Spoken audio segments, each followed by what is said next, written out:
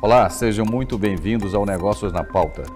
Inflação, juros e crescimento do Produto Interno Bruto, o PIB, todos estes índices afetam empresários, consumidores e o dia a dia da população em geral, por mais que não os acompanhe de forma regular. A teoria macroeconômica é baseada no tripé: inflação, taxa de juros e crescimento econômico. No Brasil, há alguns anos tem sido adotado o regime de metas de inflação sob responsabilidade do Banco Central, que tem gestão independente desde o governo Temer.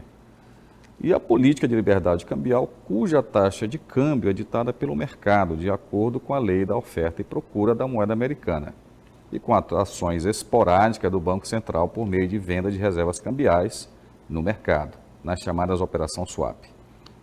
As divulgações nos últimos meses pelo IBGE das taxas de crescimento do PIB têm surpreendido analistas e economistas, com valores acima do previsto pelo mercado, apesar de estarmos com as taxas reais de juros entre as mais altas do mundo e principalmente com a taxa anual de inflação decrescente. Aparentemente, os modelos econômicos tradicionais não estão conseguindo captar as mudanças estruturais que vêm ocorrendo na economia e no mercado de trabalho, e que estão afetando positivamente o desempenho econômico, o mercado de trabalho e a inflação do país. Esta é uma ótima notícia, não é mesmo? E é sobre isso que nós vamos conversar hoje aqui. O Negócio na Pauta está só começando, continue conosco. Nos últimos meses, os indicadores econômicos apresentados pelo IBGE têm surpreendido os analistas. Inflação e desemprego em queda e taxa de crescimento econômico acima do esperado.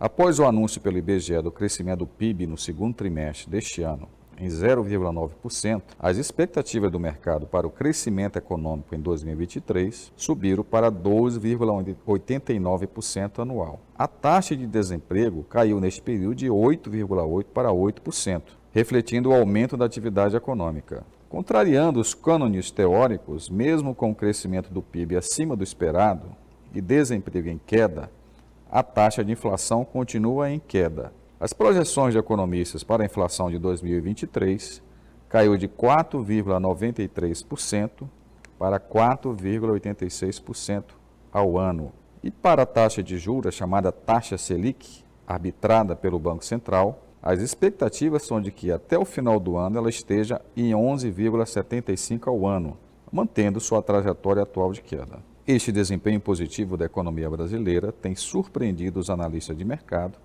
e parece sinalizar que os modelos econômicos de projeções e de indicadores da economia não estão conseguindo capturar as mudanças estruturais que ocorreram na economia e no mercado de trabalho nos últimos anos. O Banco Central tem praticado taxas de juros elevadas desde o término da pandemia da Covid-19, com base em um surto inflacionário detectado após um período de ações indutoras de atividade econômica pelo governo federal. Estas taxas, que colocam o Brasil no ranking das maiores taxas de juros reais do mundo, têm sido alvo de crítica de autoridades federais, mas o Banco Central tem sido inflexível e muito cauteloso no processo de redução dos juros, que se iniciou muito recentemente com a queda progressiva da taxa anual de inflação medida pelo IBGE. Então, para falar sobre juros, inflação, crescimento econômico, estamos recebendo aqui em estúdio profissionais com conhecimento sobre este assunto. O professor José Cursino Raposo, professor aposentado da UFMA, mais uma vez aqui conosco. Obrigado, professor. Obrigado, prazer estar aqui. E o professor Alexandre Souza Brito, que é hoje professor da Universidade Federal do Maranhão, no curso de Economia. Boa noite, Alexandre. Obrigado, agradeço o convite. É muito bom dividir aqui o espaço com o professor Cursino. Eu faço questão de dizer que foi meu professor. Opa, não diga boa. Isso, não revela aqui. Pois bem, então vamos começar com um desafio aqui aos dois economistas presentes. Vocês acham que esta política monetária tem sido muito rigorosa ou ela está acertada? Professor Cursino. Bom, antes de entrar nisso aí, você trouxe, Arthur, Alex, sabe disso, né? 3 elementos que são assim o dia a dia do pensamento e para muitos outros economistas da sua ação, né? O juro, a questão de inflação e mais o comportamento do PIB, né? Essas coisas são assim muito imbricadas, né? E são o cerne da macroeconomia.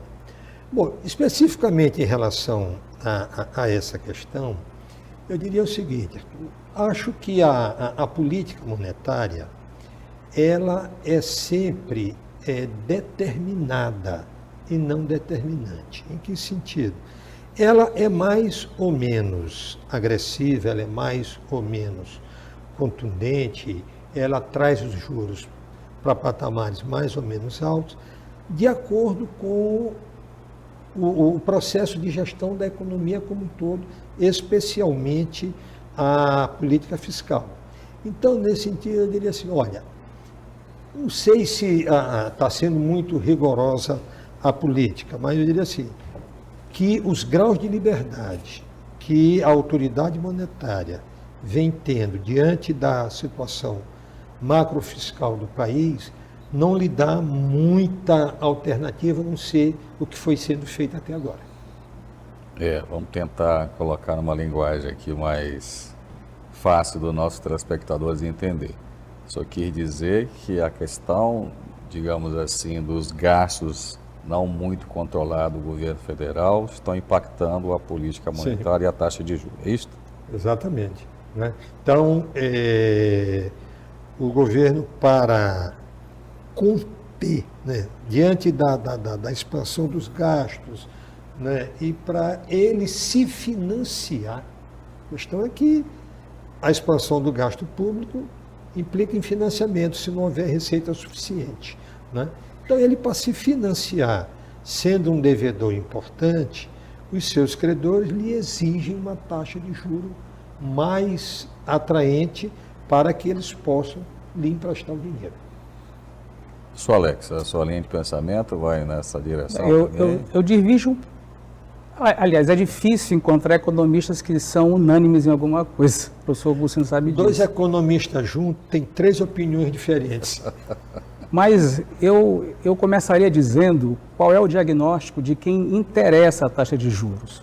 Então, por exemplo, em abril, quando houve a apresentação do arcabouço fiscal, então estava reunido na Comissão Econômica do Senado, setor produtivo e setor financeiro. Então tinha a CNI, tinha a Fiesp, tinha a Federação Brasileira dos Bancos, Confederação Nacional dos Transportes. Com exceção dos bancos, o diagnóstico era unânime. Ou seja, eles achavam que a taxa de juros estava elevadíssima, incompatível com a conjuntura que a gente está. E hoje, na macroeconomia, a gente sabe, a gente pode explorar isso depois, que um Banco Central independente não tem capacidade de controlar a inflação. A gente pode entrar depois em detalhes em relação a isso. E considerando a questão fiscal, o que recomenda o mais atual modelo macroeconômico fiscal, que a gente chama de teoria fiscal do nível de preços? Ela diz o seguinte, que a política econômica ela tem que garantir que a dívida não exploda. E quando tiver algum tipo de incompatibilidade entre o controle monetário, via taxa de juros, e o fiscal, ela recomenda explicitamente que você tem que abandonar o controle monetário em função do fiscal, porque há uma associação muito forte entre taxa de juros e dívida pública. Então, se você controla a inflação, você controla, na verdade, tenta controlar a inflação, aumentando os juros para evitar o aviltamento dos preços, você explode a dívida. Se você pegar os últimos 20 anos, a taxa de juros ela caminha com uma associação na ordem de 0,807% de associação com a dívida pública. Então, na medida em que o Banco Central tenta controlar uma inflação, ele está explodindo a dívida pública. Essa opinião, se a gente for tentar resumir aqui, apesar da fala do professor Cursino, de que 2 economistas sentam e saem 3 opiniões diferentes, há 2 linhas claras, né, dentro do pensamento econômico atual, um é monetarista, que é mais rígida, né, e outro que chama desenvolvimentista, e essas estão sempre brigando em todos os lugares do mundo, e aqui não é diferente. Mas isso me chamou a atenção de uma coisa, né, assim, se você gasta mais, eu sempre digo o seguinte, a economia de um país não pode ser diferente da tua economia doméstica, você gasta o que você tem. Se você gasta mais do que você tem, você vai buscar emprestado, se você não tem o poder de emitir a moeda. E parece que de algum tempo para cá, isso foi o movimento que houve no Brasil, né? Deixou de se emitir a moeda para se buscar dinheiro no mercado financeiro. E aí, comparando com o nosso vizinho argentino, parece que essa lição não foi aprendida, porque lá se continua a emitir a moeda. Como é que vocês veem essa comparação de uma coisa que o Brasil vivia há 30 anos atrás? Porque, bem ou mal, a gente fala hoje de taxa de juros de 5%, gente. A minha geração, e o mais atrás a geração do professor Cucino aqui, conviveu com taxa de 1000% ao ano. Quem vive hoje não tem nem noção do que é isso. O que vocês acham dessa história do Argentina e o Brasil? O que é que nós abandonamos que eles continuam a fazer, professor Cucino? Bom, eu acho que a trajetória econômica de um e outro país são bastante diferentes, né?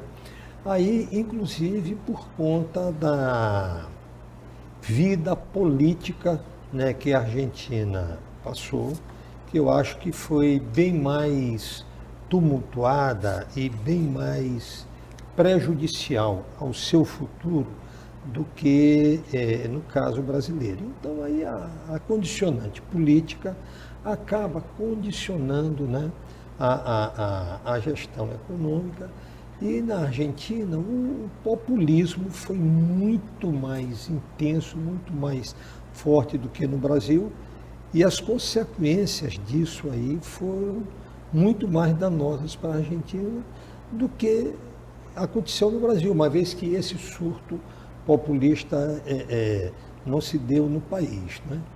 Então, nesse sentido, a Argentina, eu acho que acabou não tendo claramente definido uma ou outra linha de política econômica. Talvez tenha feito um processo de experimentações muito frequente, no qual o plano chamado Plano Austral foi uma coisa que encantou durante um certo momento algumas pessoas, inclusive o Brasil. Uma parte na sua fala.